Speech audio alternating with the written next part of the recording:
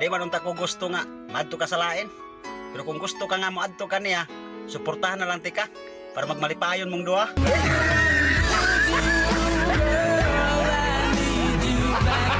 Gago!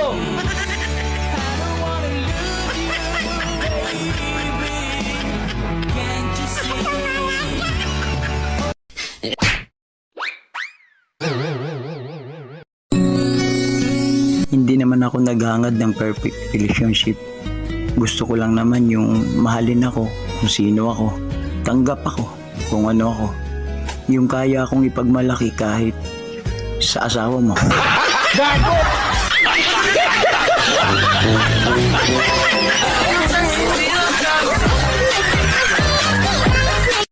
Alam nyo kung bakit malalaki ang braso nyong mga babae? Sa kakabuhat nyo ng maling lalaki.